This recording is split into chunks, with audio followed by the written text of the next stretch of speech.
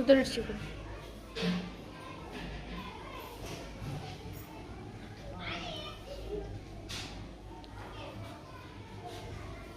ಇಂದು ನಮ್ಮ ಶಾಲೆಯಲ್ಲಿ 5ನೇ ತರಗತಿಯ ಮಕ್ಕಳಿಗಾಗಿ ನಾವು ರಸಪ್ರಶ್ನೆ ಕಾರ್ಯಕ್ರಮವನ್ನು ಆಯೋಜನೆ ಮಾಡಿದ್ದೀವಿ.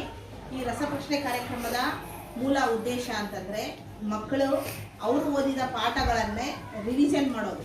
ಅಂತಂದರೆ ಒಂದು ವಾರ ಪೂರ್ತಿ ಮಕ್ಕಳು ಅವರು ಕಲಿತ ಪಾಠಗಳನ್ನು ಅವರಿಗೆ ಗೊತ್ತಿರುವಂಥ ಪ್ರಶ್ನೆಯನ್ನು ಬರೆದು ದಿನಾಲೂ ಒಂದೊಂದು ಚೀಟಿಯನ್ನು ಈ ಕ್ವಿಜ್ ಬ್ಯಾಂಕ್ನಲ್ಲಿ ಹಾಕ್ತಾರೆ. ಇದೇ ಚೀಟಿಗಳನ್ನು ತಗೊಂಡು ನಾವು ಪ್ರತಿ ಶನಿವಾರ ಕ್ವಿಜ್ ಕಾರ್ಯಕ್ರಮವನ್ನು ಅಂದರೆ ರಸಪ್ರಶ್ನೆ ಕಾರ್ಯಕ್ರಮವನ್ನು ಏರ್ಪಡಿಸ್ತಾ ಇದ್ದೀವಿ. ಅಂಥ ಒಂದು ಕಾರ್ಯಕ್ರಮದಲ್ಲಿ ಮಕ್ಕಳು ಬಹಳಷ್ಟು ಉತ್ಸಾಹದಿಂದ ಭಾಗವಹಿಸ್ತಾ ಇದ್ದಾರೆ. ಅವರಿಗೆ ನಾವೀಗ ಮೊದಲನೇ ಪ್ರಶ್ನೆಯನ್ನು ಕೇಳಿದ್ದೀವಿ. ಈಗಾಗಲೇ 2 ಸುತ್ತು ಮುಗಿದಿದ್ದಾವೆ. 3ನೇ ಸುತ್ತಿನಲ್ಲಿ ಪ್ರಶ್ನೆಯನ್ನು ಕೇಳೋದಾದರೆ ಮೊದಲನೇ ಗುಂಪಿಗೆ ಪ್ರಶ್ನೆ, ಕಾಡಿನ ಅಧಿಪತಿ ಯಾರು? ಇದು ನಮ್ಮ 5ನೇ ತರಗತಿಯ ಕನ್ನಡ ಪಠ್ಯಪುಸ್ತಕದಲ್ಲಿ ಇರುವಂತಹ ಪ್ರಶ್ನೆ. ನಮ್ಮ ಮಾತು ಕೇಳಿ ಅನ್ನುವಂಥ ಒಂದು ಪಾಠದಲ್ಲಿ ಬಂದಿರುವ ಪ್ರಶ್ನೆ. ಕಾಡಿನ ಅಧಿಪತಿ ಯಾರು? ಒಬ್ರು ಹೇಳಬೇಕು. ಆನೆ. ಪೂರ್ತಿ ಹೇಳಬೇಕು. ಕಾಡಿನ ಅಧಿಪತಿ ಆನೆ. ಕಾಡಿನ ಅಧಿಪತಿ ಆನೆ. Very good. ಅಂದ್ರೆ ಮೊದಲನೇ ಗುಂಪಿಗೆ ಮೊದಲನೇ ಸುತ್ತಿನಲ್ಲಿ 1 ಅಂಕ ಬಂತು.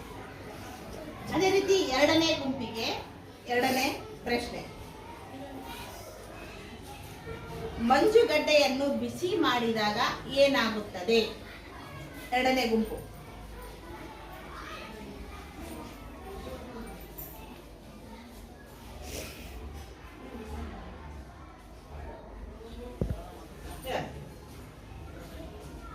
ಮಂಜುಗಡ್ಡೆಯನ್ನು ಬಿಸಿ ಮಾಡಿದಾಗ ನೀರು ಆಗುತ್ತದೆ.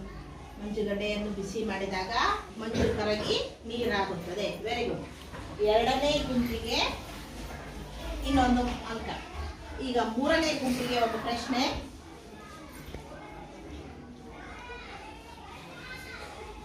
ಗೋಪಾಲರಾಯರು ತಮ್ಮ ವಿದ್ಯಾರ್ಥಿ ಜೀವನದಲ್ಲಿಯೇ ಡ್ಯಾಶ್.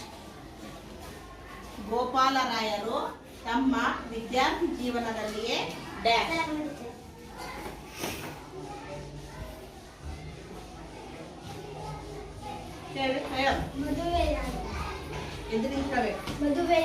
ಮದುವೆಯಾದರು. Very good. ಗೋಪಾಲರಾಯರು ತಮ್ಮ ವಿದ್ಯಾರ್ಥಿ ಜೀವನದಲ್ಲಿಯೇ ಮದುವೆಯಾದರು. ಇದು 3ನೇ ಗುಂಪಿಗೆ 1 ಅಂಕ. ಪೂರ್ಣ ಅಂಕಗಳು ಬಂದಿದ್ದಾವೆ. 2ನೇ ಸುತ್ತಿನಲ್ಲಿ ಅವರು ಅರ್ಧ ಅಂಕವನ್ನು ತೆಗೆದುಕೊಂಡಿದ್ರು. 3ನೇ ಸುತ್ತಿನಲ್ಲಿ ಪೂರ್ತಿ ಅಂಕವನ್ನ ತೆಗೆದುಕೊಂಡಿದ್ದಾರೆ. Very good. 3 ಗುಂಪುಗಳಿಗೂ 3 ಸುತ್ತುಗಳು. ಮೊದಲನೇ ಸುತ್ತು ಮುಕ್ತಾಯವಾಯಿತು. ಅವರೆಲ್ಲರೂ ಕೂಡ ಅದರಲ್ಲಿ ಮೊದಲನೇ ಗುಂಪು 3 ಅಂಕಗಳನ್ನು ತೆಗೆದುಕೊಂಡಿದೆ. 2ನೇ ಗುಂಪು 2 ಅಂಕಗಳನ್ನು ತೆಗೆದುಕೊಂಡಿದೆ. 3ನೇ ಗುಂಪು 2.5 ಅಂಕಗಳನ್ನು ತೆಗೆದುಕೊಂಡಿದೆ. ಎಲ್ಲರೂ ಬಹಳಷ್ಟು ಚೆನ್ನಾಗಿ ರಸಪ್ರಶ್ನೆ ಕಾರ್ಯಕ್ರಮದಲ್ಲಿ ಭಾಗವಹಿಸಿದ್ದೀರಾ. ನಿಮ್ಮೆಲ್ಲರಿಗೂ ಕೂಡ ಅಭಿನಂದನೆಗಳು.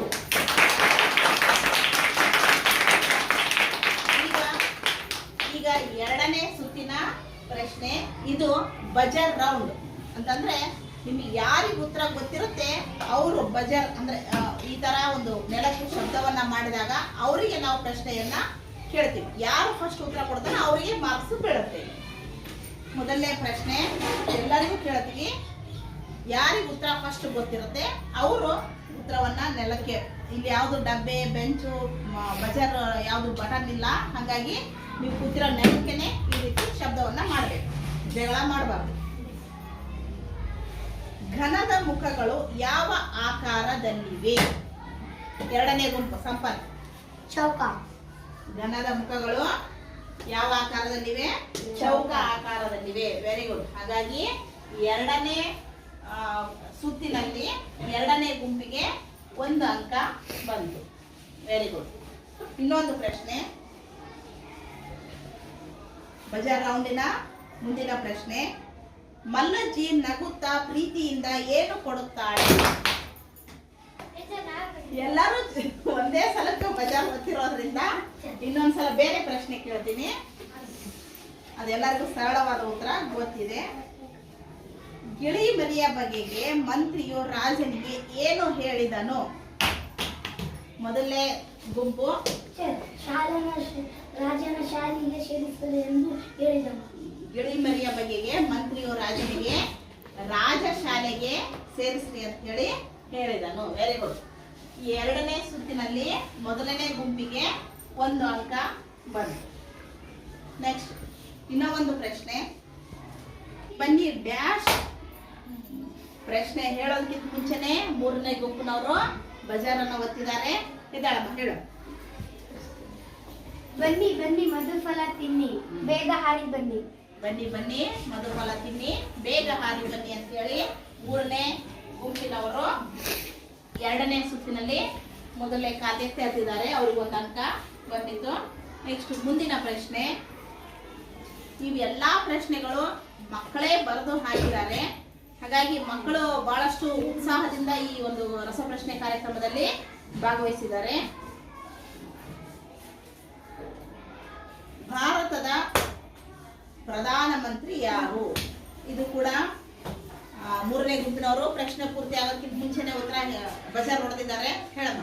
ಭಾರತದ ಮೊದಲ ಪ್ರಧಾನಮಂತ್ರಿ ಜವಾಹರ್ಲಾಲ್ ನೆಹರು. Very good. ಭಾರತದ ನಮ್ಮ ದೇಶದ ಸ್ವತಂತ್ರ ನಂತರ ಮೊದಲ ಪ್ರಧಾನಮಂತ್ರಿ ಆದಂತವರು ಪಂಡಿತ್ ಜವಾಹರ್ಲಾಲ್ ನೆಹರು. ಮೂರನೇ ಗುಂಪಿಗೆ ಮತ್ತೊಂದು ಅಂಕ. ಮುಂದಿನ ಪ್ರಶ್ನೆ.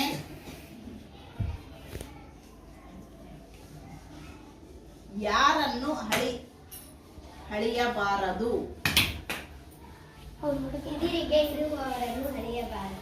ಎದುರಿಗೆ ಇರುವವರನ್ನು ಹಳೆಯಬಾರದು. ಬಸವಣ್ಣನವರ ವಚನದ ಒಂದು ಪ್ರಶ್ನೆ. Very good. ಎರಡನೇ ಗುಂಪಿಗೆ ಮತ್ತೊಂದು ಅಂಕ. ಮುಂದಿನ ಪ್ರಶ್ನೆ. Who was Vasishtha? ಮೊದಲನೇ ಗುಂಪಿನಲ್ಲಿ Vasishtha was a sage. Vasishtha was a sage. ತಪ್ಪಾಯ್ತು ಆ ಉತ್ತರ. ಮತ್ತೆ ಯಾರು ಹೇಳಿದ್ರಿ? ಯಾರು ಬಜಾರ್ ಹೊಡಿಬೇಕು? ಹೇಳ. Vasishtha was a sage. Vasishtha was a sage. ಸರಿಯಾದ ಉತ್ತರ. ವಾಕ್ಯವನ್ನ ಸರಿಯಾಗಿ ಹೇಳಬೇಕು. ಹಾಗಾಗಿ ಎರಡನೇ ಗುಂಪಿನವರು ಪಾಸ್ ಆದ ಉತ್ತರವನ್ನ ಹೇಳಿರೋದ್ರಿಂದ ಅವರಿಗೆ ಅರ್ಧ ಅಂಕ ಬರುತ್ತೆ. ಮುಂದಿನ ಪ್ರಶ್ನೆ. ರಾಜನು ಗಿಳಿಮರಿಯನ್ನು ಯಾವ ಶಾಲೆಗೆ ಸೇರ್ತ? ನಾವು ಫಸ್ಟ್. ಉತ್ತರ ಪ್ರಶ್ನೆ ಪೂರ ಮುಗಿಯೋದಕ್ಕಿಂತ ಮುಂಚೆ ಬಜಾರ್ ಹೊಡಿಬೇಡ್ರಿ. ಹೇಳು ಬೇಗ ಹೇಳ್ರಿ. ಯಾರು ಹೇಳ್ರಿ? ರಾಜನ ಶಾಲೆಗೆ ಸೇರಿಸಲು. ಮತ್ತೆ ಪ್ರಶ್ನೆ ರಿಪೀಟ್ ಆಗಿದೆ, ಆದ್ರೂ ಪರವಾಗಿಲ್ಲ. ರಾಜನು ಗಿಳಿಮರಿಯನ್ನು ರಾಜ ಶಾಲೆಗೆ ಸೇರಿಸಲು ಆದೇಶ ಮಾಡಿದನು. ಮೂರನೇ ಗುಂಪಿಗೆ ಮತ್ತೊಂದು ಅಂಕ. ಎರಡನೇ ಸುತ್ತಿನ ಕೊನೆಯ ಪ್ರಶ್ನೆ. ಆನೆಯು ಎಲ್ಲರೊಂದಿಗೆ ಡ್ಯಾಶ್.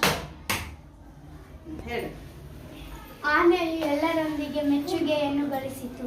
ಆನೆಯು ಎಲ್ಲರೊಂದಿಗೆ ಮೆಚ್ಚುಗೆಯನ್ನ ಗಳಿಸಿತು. Very good. ಇಲ್ಲಿಗೆ ಎರಡನೇ ಸುತ್ತು ಮುಕ್ತಾಯ ಆಗಿರೋದ್ರಿಂದ ಎರಡನೇ ಸುತ್ತಿನಲ್ಲಿ ಅತಿ ಹೆಚ್ಚು ಅಂಕಗಳನ್ನ ಗಳಿಸಿದಂತವರು ಮೂರನೇ ತಂಡದವರು. ಅವರಿಗೆ ಚಪ್ಪಾಳೆಯನ್ನ ಹೊಡೆಯಿರಿ. ಈ ಮುಖಾಂತರ ಒಂದನೇ ಸುತ್ತು ಮತ್ತು ಎರಡನೇ ಸುತ್ತು ಮುಕ್ತಾಯ ಆಯಿತು. ಈಗ ಮೂರನೇ ಸುತ್ತು ಪಾಸಿಂಗ್ ರೌಂಡ್. ಒಂದು ಪ್ರಶ್ನೆಯನ್ನ ಕೇಳುತ್ತೆ. ಆ ಪ್ರಶ್ನೆ ಇವರು ಉತ್ತರ ಹೇಳಿದ್ರೆ ಇವರಿಗೆ 1 ಅಂಕಗಳು, ಉತ್ತರ ಹೇಳದೇ ಇದ್ರೆ ಮುಂದಿನವರಿಗೆ ಪಾಸ್ ಮಾಡಲಾಗುತ್ತೆ. ಅವ್ರು ಆ ಉತ್ತರವನ್ನ ಹೇಳಿದಾಗ ಅವರಿಗೆ ಅದು ಅರ್ಧ ಅಂಕಗಳು ಬರ್ತಾವೆ. ಅವರು ಹೇಳದೇ ಇದ್ರೆ ಇವ್ರಿಗೆ ಅಂಕ ಪ್ರಶ್ನೆ ಪಾಸ್ ಆಗುತ್ತೆ, ಇವರಿಗೆ ಅರ್ಧ ಅಂಕ ಬರುತ್ತೆ. ಅದಕ್ಕೆ ಇದು ಪಾಸಿಂಗ್ ರೌಂಡ್ ಅಂತ ಹೇಳಿ ಹೇಳಿದ್ವಿ. ಮೊದಲನೇ ಪ್ರಶ್ನೆ ಮೊದಲನೇ ಗುಂಪಿಗೆ. ಬೇರೆಯವರು ಇದು ಬಜಾರ್ ರೌಂಡ್ ಅಲ್ಲ, ನೀವ್ಯಾರು ಹೇಳಬಾರ್ದು. ಮುಂದಿನ ಪ್ರಶ್ನೆ. ಪಾಸಿಂಗ್ ರೌಂಡ್ನ ಮೊದಲನೇ ಪ್ರಶ್ನೆ ಮೊದಲನೇ ಗುಂಪಿಗೆ. ಮಲ್ಲಜ್ಜಿ ಎಲ್ಲರೊಂದಿಗೆ ಹೇಗೆ ಮಾತನಾಡುತ್ತಾಳೆ? ನಗುತ್ತಾ ಮಾತನಾಡುತ್ತಾಳೆ. ಮಲ್ಲಜ್ಜಿ ಎಲ್ಲರೊಂದಿಗೆ ನಗುತ್ತಾ ಮಾತನಾಡುತ್ತಾಳೆ. Very good. ಇದು ಪಾಸಿಂಗ್ ರೌಂಡ್ನ ಮೊದಲನೇ ಪ್ರಶ್ನೆ, ಮೂರನೇ ಸುತ್ತಿನ ಮೊದಲನೇ ಪ್ರಶ್ನೆಗೆ ಮೊದಲನೇ ಅಂಕ. ನೆಕ್ಸ್ಟ್ ಎರಡನೇ ಗುಂಪಿಗೆ ಒಂದನೇ ಪ್ರಶ್ನೆ. ಗಿಳಿಮರಿ ಏನನ್ನು ತಿನ್ನಲು ತನ್ನ ಬಳಗವನ್ನು ಕರೆಯಿತು? ಹೇಳಮ್ಮ. ಗಿಳಿಮರಿಯು ಮಧುಫಲ ತಿನ್ನಲು ತನ್ನ ಬಳಗವನ್ನು ಕರೆಯಿತು. Very good. ಇಳಿಮರಿಯು ಮಧುಫಲವನ್ನು ತಿನ್ನಲು ತನ್ನ ಬಳಗವನ್ನು ಕರೆಯಿತು. ಎರಡನೇ ಗುಂಪಿಗೆ ಮೊದಲನೇ ಪ್ರಶ್ನೆ, 1 ಅಂಕ. ಮೂರನೇ ಗುಂಪಿಗೆ ಪ್ರಶ್ನೆ, ಗುಂಡನೆಯ ಕಲ್ಲು ಎಲ್ಲಿತ್ತು? ಹೇಳು. ಯಾರು ಹೇಳು? ಗುಂಡನಾಯಕಲ್ಲು ಅಮ್ಮನ ಮರದ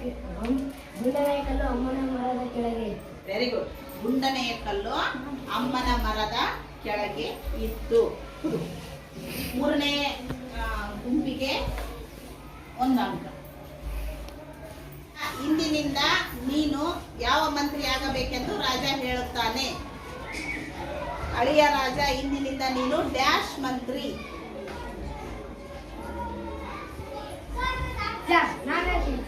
ಬೇಗ, ಟೈಮ್ ಆಯ್ತು.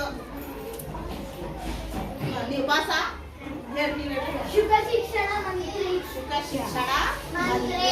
ಯಾಕಂದ್ರೆ ಇವರಿಗೆ ಮಾರ್ಕ್ಸ್ ಸಿಕ್ಕಿಲ್ಲ. ಮೂರನೇ ಗುಂಪಿಗೆ ಅರ್ಧ ಮಾರ್ಕ್ಸ್. ಪಾಸ್ ಗ್ರೌಂಡ್ ಆಗಿರೋದ್ರಿಂದ. ನೆಕ್ಸ್ಟ್ ಪ್ರಶ್ನೆ,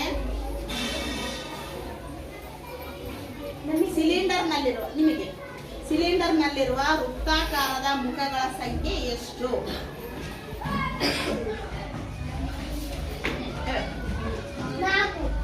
ಕರೆಕ್ಟಾ?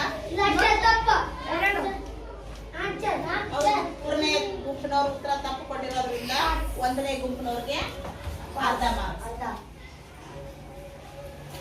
ಮುಂದಿನ ಪ್ರಶ್ನೆ ನಿಮಗೆ, ಸೃಜನ್ ಯಾರಿಗೆ ಪತ್ರವನ್ನು ಬರೆದನು? ಸೌಜನ್ಯಗೆ ಪತ್ರ ಬರೆದನು. ಸೃಜನ ಸೌಜನ್ಯಾಳಿಗೆ ಪತ್ರವನ್ನು ಬರೆದನು. ಇದು ನೇರ ಪ್ರಶ್ನೆ ಆಗಿರೋದ್ರಿಂದ 1 ಅಂಕ. ನೆಕ್ಸ್ಟ್ ಮುಂದಿನ ಪ್ರಶ್ನೆ, 2ನೇ ಗುಂಪಿಗೆ, ಯಾರಿಗೆ ಮಿಠಾಯಿ ಎಂದರೆ ಇಷ್ಟ? ಮಕ್ಕಳಿಗೆ ಮಿಠಾಯಿ ಎಂದರೆ ಇಷ್ಟ. ಎಲ್ಲಾ ತಂಡದಗಳಿಗೆ ಎಲ್ಲಾ 3 ಸುತ್ತುಗಳು ಮುಗಿದ್ವು. ಯಾರ್ಯಾರಿಗೆ ಎಷ್ಟೆಷ್ಟು ಮಾರ್ಕ್ಸ್ ಬಿದ್ದು ಅಂತ ನೋಡೋಣ ಈಗ. 3, 4, 5, 6, 7ವರೆ. ಇವ್ರಿಗೆ ಎರಡನೇದು 2, 3, 4, 4ವರೆ, 5ವರೆ, 6ವರೆ. ಇವ್ರಿಗೆ 1, 2ವರೆ, 3, 4, 5, 6, 7, 8, 8ವರೆ, 9. ಹಾಗಾಗಿ 3ನೇ ಗುಂಪಿನವ್ರಿಗೆ ಫಸ್ಟ್ ಪ್ರೈಸ್, ಇವ್ರಿಗೆ ಸೆಕೆಂಡ್ ಪ್ರೈಸ್. ಇವರು